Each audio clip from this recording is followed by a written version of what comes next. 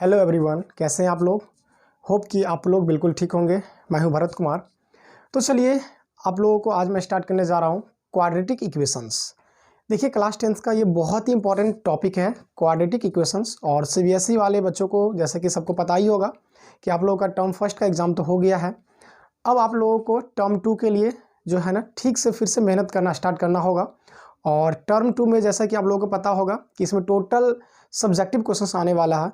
ठीक है, तो चलिए इसमें स्टार्ट करते हैं क्वाड्रेटिक इक्वेशंस। ओके, देखिए जैसे कि आप लोग पोलिनोमियल में ऑलरेडी पढ़ चुके हैं quadratic polynomial, cubic polynomial and linear polynomial. लेकिन उसी तरह से देखिए जैसे कि आप लोग क्वाड्रेटिक पोलिनोमियल के बारे में जो पढ़े हैं, क्या होता है जैसे a² plus bx plus c, ये देखिए ये था एक क्वाड्रेटिक पोलिनोमियल। इसमें कुछ कुछ कंडीशन होता है और कंडीशन बहुत ज़्यादा इंपॉर्टेंट होता है। जैसे कि इसमें a, b और c क्या होता है, तो a, b और c ये सब था, ये तीनों बिलोंग्स करता है कहाँ पे, रियल नंबर्स पे। रियल देखिए बिलोंग्स का ये सिंबल होता है, जैसे a c की तरह e डाल दीजिए। एग्जैक्ट e नहीं होता है, ये थोड़ा सा घुमा होता है, ये बिलोंग्स मतलब ये ABC आपको एक रियल नंबर्स होता है। ठीक है, ये रियल नंबर्स होता है। साथ ही साथ यहाँ पे a does not equal to 0, तो a does not equal to 0 का कंडीशन आप लोग को पता होना चाहिए। क्यों? क्योंकि अगर ये क्वाड्रेटिक पोलिनोमियल है तो a का वैल्यू कभी 0 नहीं होगा। अगर कहीं a 0 हो गया तो x² वाला टर्म क्या हो जाएगा, 0 हो जाएगा। तो जब x² वाला टर्म ही नहीं बचा तो वो क्वाड्रेटिक कहाँ से होगा, इसलिए a does not equal to 0 का कंडीशन होता ही है। ठीक है, तो ये एक क्वाड्रेटिक पोलिनोमियल है। लेकिन जब इसी क्वाड्रेटिक पोलिनोमियल में हम इक्वल टू 0 लगा देते हैं तो ये हो जाता है क्वाड्रेटिक इक्वेशंस। क्या हो जाता है, ये क्वाड्रेटिक इक्वेशंस हो जाता है। ठीक है, तो सिंपल सी बात है, आपको क्वाड्रेटिक इक्वेशंस का इस वीडियो में आपको थोड़ा सा डिफिनेशंस बताएंगे और इसका जो रूट्स होता है उसके बारे में बताएंगे, आखिर इसका रूट्स क्या होता है। ठीक है, बाद में कि क्वाड्रेटिक में तो बहुत ही अलग अलग तरह का क्वेश्चंस है, एडवांस है, तो उसमें टोटल लगभग जो है ना हर टाइप क्वेश्चंस का आपको हम यहाँ प्रैक्टिस करवाएंगे। ठीक है, तो चलिए स्टार्ट करते हैं फिलहाल इस डिफिनेशंस को। देखिए तो जैसे ये जो आपको फॉर्म दिख रहा है ना ax² plus bx plus c equal to 0, ठीक इसी को लिखना है। तो जैसे देखिए यहाँ लिखेंगे एन इक्वेशन। ठीक है, क्या, an equation of the form ax² plus bx plus c equal to 0।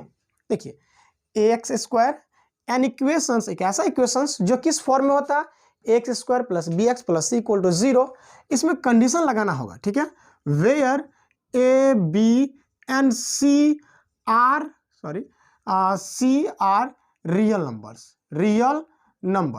Real numbers का डिफिनेशंस आप लोगों को पता होना चाहिए। देखिए आपको थोड़ा सा बताते हैं रियल नंबर्स का डिफिनेशंस क्या होता है, क्योंकि बहुत सारे स्टूडेंट्स कहते रहते हैं कि सर द कॉम्बिनेशन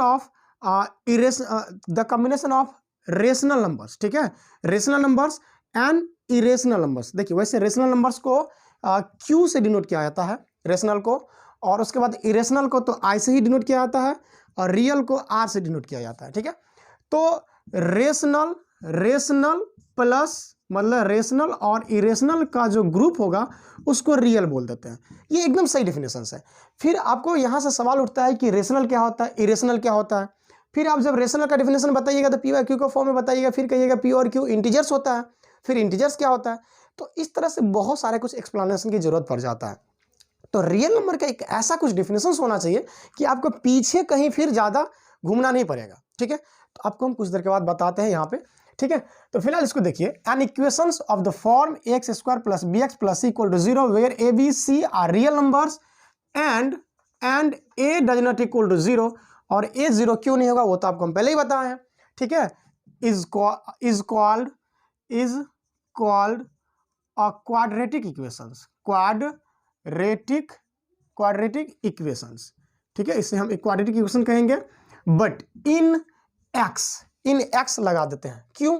क्योंकि क्वाड्रेटिक इक्वेशंस जो यहाँ पे है ना, यहाँ पे इसमें देखिए a, b और c तो आपको रियल नंबर हो गया, तो x बच गया वेरिएबल। ठीक है, तो यहाँ पे ये जो क्वाड्रेटिक इक्वेशंस है वो x में है, इसलिए x दे दिए। अब चाहे तो ay² plus by plus equal to 0 कर सकते हैं। तो यहाँ पे this is a quadratic equations in y। ठीक है, इसलिए इन x करना वहाँ पे ज़्यादा जरूरी हो जाता है। ठीक है, वैसे डिफिनेशंस में क्या है ना कि शॉर्टकट में वहाँ नहीं लिखते हैं, लेकिन उसे लिखना चाहिए। ओके, तो ये हो गया क्वाड्रेटिक इक्वेशंस का डिफिनेशन जो इस फॉर्म में होगा, और ए बी सी वहाँ एक रियल नंबर्स होगा, ए डज नॉट इक्वल टू 0 होगा, और ये x में हो गया क्वाड्रेटिक इक्वेशंस। ठीक है, चलिए देखिए थोड़ा रियल नंबर का डेफिनेशन आपको हम बता देते हैं कि अभी तक आप जो भी नंबर्स पढ़ रहे हैं 10th लेवल तक का, वो टोटल रियल नंबर्स है। नेचुरल से स्टार्ट किए हैं और रियल तक पहुंचे हैं। ठीक है, तो अभी तक आप कोई ऐसा नंबर पढ़े हैं जिसका स्क्वायर करने पे नेगेटिव हो जाए, माइनस हो जाए? कोई ऐसा नंबर नहीं होता। कहने का मतलब ये है कि जैसे अगर मान लीजिए अगर आप 5 लेते हैं तो 5 का जब स्क्वायर करते हैं तो 25 हो जाएगा। ठीक है, -5 का जब भी स्क्वायर करते हैं तब भी क्या होगा, आपको 25 ही होगा, प्लस में ही होगा। और 0 का जब स्क्वायर करते हैं तो क्या होगा, आपको 0 हो जाएगा। तो 0 ही एक ऐसा नंबर है जिसका स्क्वायर करने पे 0 होगा। ठीक है, तो ये स्क्वायर ही कर रहे हैं। ठीक है, स्क्वायर कर रहे हैं। अगर आप -1/2 लेते हैं, इसका स्क्वायर करिएगा तो 1/4 हो जाएगा। ऐसा नहीं ना कि माइनस हो जाएगा, क्योंकि माइनस का जब भी स्क्वायर करेंगे तो क्या होगा, आपको माइनस का स्क्वायर कभी भी करेंगे तो वो प्लस में ही उसका आंसर आने वाला है। ठीक है, तो रियल नंबर्स का डिफिनेशन यही है कि a number whose square is always greater than और equal to 0 is called a real number. एक ऐसा नंबर जिसका स्क्वायर करने पे उसका स्क्वायर वैल्यू हमेशा क्या हो, या तो 0 हो जाए या नहीं तो 0 से बड़ा हो जाए। तो देखिए यहाँ स्क्वायर 0 है और ये वाला स्क्वायर 0 से बड़ा है, ये वाला स्क्वायर भी 0 से बड़ा है और ये वाला वैल्यू भी 0 से बड़ा है। तो 0 से छोटा कौन सा नंबर होता है? तो जितने भी नेगेटिव नंबर होता है वो क्या होता है, 0 से छोटा होता है।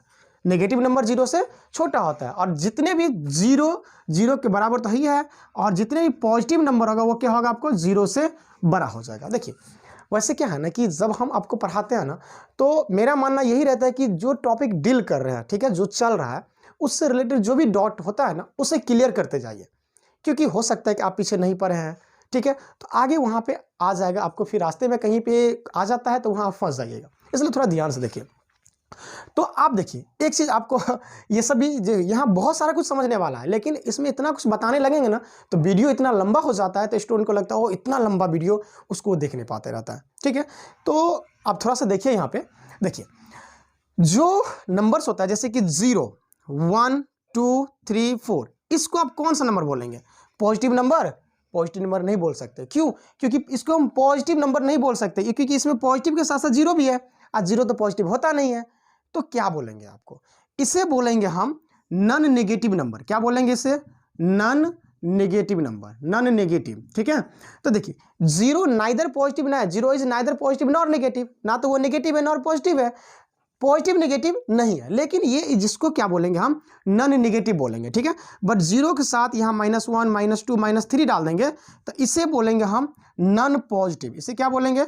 नॉन पॉजिटिव बोलेंगे। ठीक है, तो नॉन नेगेटिव मतलब जो भी रियल नंबर होगा उसका स्क्वायर हमेशा नॉन नेगेटिव होगा। क्या होगा? Non negative. मतलब रियल नंबर का स्क्वायर ऑलवेज क्या देगा आपको? ऑलवेज क्या देगा? नॉन नेगेटिव देगा। नॉन नेगेटिव, नेगेटिव को शॉर्टकट में -भी बोलते हैं। ठीक है, या इसे आप ये कह सकते हैं कि ग्रेटर देन और इक्वल टू 0। और 0 से जो बड़ा नंबर होता है तो every positive number is greater than 0। जितने भी पॉजिटिव नंबर होगा वो 0 से बड़ा होता है। ठीक है, तो रियल नंबर का स्क्वायर हमेशा क्या होता है आपको? नॉन नेगेटिव, मतलब 0 होगा या 0 से बड़ा होगा। तो रियल नंबर का डेफिनेशन आप बोल सकते हैं कि a number whose square is always greater than और इक्वल टू 0। ठीक है, तो होप कि आपको रियल नंबर भी समझ में आ गया है। चलिए अब हम लोग थोड़ा सा क्वाड्रेटिक इक्वेशंस पे यहाँ पे आ जाते हैं, क्योंकि क्वाड्रेटिक इक्वेशन में जो है ना आपको रियल नंबर एकदम इंपॉर्टेंस है यहाँ पे, क्योंकि रियल नंबर के बेस पे ही उसका जो रूट्स होगा, तो कब रियल होगा कब इमेजिनरी होगा, तो इमेजिनरी रूट्स तो फाइंड नहीं करना है क्योंकि इमेजिनरी का कॉन्सेप्ट यहाँ है नहीं। ठीक है, अभी थोड़ा सा काफ़ी दिन से क्लास यहाँ नहीं हो पा रहा था बोर्ड में। ठीक है, चलिए देखिए अब चलिए हम इसके रूट के बारे में बात करते हैं। ओके, क्या बात करेंगे? Roots of a quadratic equations. Quadratic equations के रूट्स के बारे में बात करते हैं। ठीक है, इसको कैसे डिफाइन करते हैं? ओके, देखिए जैसे कि आप लोग पहले से ही पढ़ते आ रहे हैं, जो क्वाड्रेटिक पोलिनोमियल होता है, ठीक है, तो क्वाड्रेटिक पोलिनोमियल में जो सॉरी देखिए ax² + bx + c, ये है क्वाड्रेटिक पोलिनोमियल। इसके अंदर जो आप जीरोज पढ़े हैं, ठीक है, नंबर ऑफ जीरोज, ZEROES, ठीक है, नंबर ऑफ जीरोज कितना पढ़े थे? इसमें 2 गो पढ़े थे। एगो को अल्फा मानते थे, एगो को क्या मानते थे? अल्फा, और एगो को बीटा मानते थे। ठीक है, और जैसा जैसा रिलेशन वहां आता था alpha + beta, alpha × beta, same relation इसमें भी होता है। ठीक है, तो यहाँ पे जो अल्फा और बीटा दो जीरोज है। क्यों? क्योंकि इसका जो डिग्री है वो क्या है, 2 है। ठीक है, n डिग्री वाले पोलिनोमियल में n जीरोज होता है और 2 डिग्री वाले पोलिनोमियल में 2 जीरोज होगा, 3 वाले में 3 जीरो होता है। ठीक है, तो ये क्वाड्रेटिक पोलिनोमियल है। तो पोलिनोमियल में इसी अल्फा बीटा को जीरोज बोला जाता है और इक्वेशंस में इसी अल्फा बीटा को रूट्स बोला जाता है। बात समझ में आया? क्या कहा जाएगा? जो रूट्स होता है, मतलब roots of a quadratic equations is also called the zeros of the quadratic polynomial. बात समझे? मतलब क्वाड्रेटिक पोलिनोमियल का जो जीरोज है वही क्वाड्रेटिक इक्वेशंस का रूट होता है। ये याद रखना पड़ेगा। ठीक है, क्योंकि बहुत सारे बच्चे को लगता है ओ सर यहाँ रूट्स हो गया, यहाँ जीरोज हो गया, आखिर दोनों में क्या डिफरेंस है? तो दोनों में बस ये कुछ डिफरेंस नहीं, बस नेमिंग का डिफरेंस है।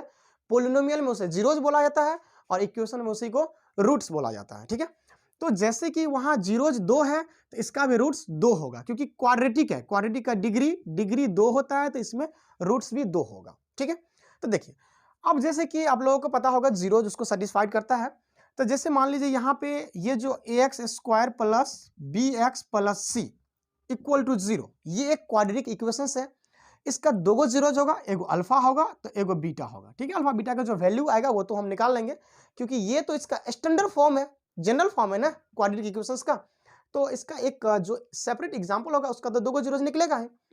देखिए सपोज अल्फा बीटा अगर इसका जीरोज है, इसका मतलब अल्फा को जब हम इसमें पुट करेंगे तो एलएचएस को, ये एलएचएस आरएचएस दोनों की क्या करेगा, सेटिस्फाइड करेगा। मतलब a alpha square plus b alpha plus c equal to 0 हो जाएगा। अगर अल्फा को इस इक्वेशंस में डालने के बाद ये इक्वेशंस अगर सेटिस्फाइड हो जाता है तो अल्फा क्या होगा, इसका जीरोज होगा। बीटा को अगर इसमें डालने के बाद बीटा भी अगर इसको सेटिस्फाइड कर देता है तो बीटा भी क्या होगा, जीरोज होगा। तो फिलहाल इसमें से एगो को लेकर के हम डिफाइन कर देते हैं इसको। तो इसे ऐसे लिखेंगे कि अल्फा, ठीक है, let alpha be a real number. ठीक है, इस थोड़ा सा कर लीजिएगा, let alpha be a real number. उसके बाद alpha is said to be root of a quadratic equation ax² plus bx plus c equal to 0 if, देखिए अल्फा को हम क्वाड्रेटिक इक्वेशंस का रूट कहेंगे। किस क्वाड्रेटिक इक्वेशंस का, ax² plus bx plus c equal to 0। देखिए questions बना लेना ही सब कुछ नहीं होता। अगर आप क्वेश्चंस बनाने से पहले अगर आपको अगर थ्योरी ठीक से समझ में आ जाता है ना, तो समझिए क्वेश्चंस बनाना कोई बड़ी बात नहीं है, आसानी से बन जाएगा। तो इसलिए एक क्वेश्चन सॉल्यूशन भले कम समझिए लेकिन थ्योरी टोटल समझना चाहिए। ठीक है, थ्योरी बहुत ज्यादा इंपॉर्टेंस होता है। क्या है ना कि किसी ने कहा है कि अगर उनको एक है कि नहीं का, वो नाम नहीं याद आ रहा मुझे, किसी ने ये कहा है कि अगर उसे 1 घंटा मिलता है किसी पेड़ को काटने के लिए तो वो 55 मिनट लगाएगा कुल्हाड़ी को धार तेज करने में, उसे शार्प बनाने में, ताकि उसको काटने में कोई परेशानी ना हो।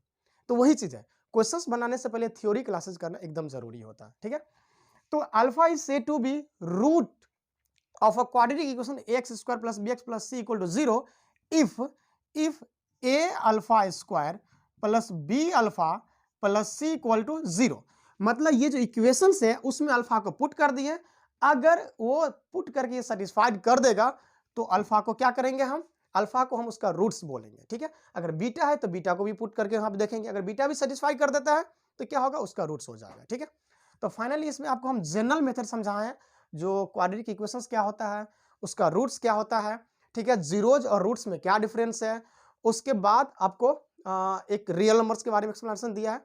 तो बस इस वीडियो में इतना ही है, अगले वीडियो में मिलेंगे इसके कुछ एग्जांपल्स के साथ, कुछ डिफरेंट टाइप का जितने भी एग्जांपल्स होगा सबके साथ। Thank you.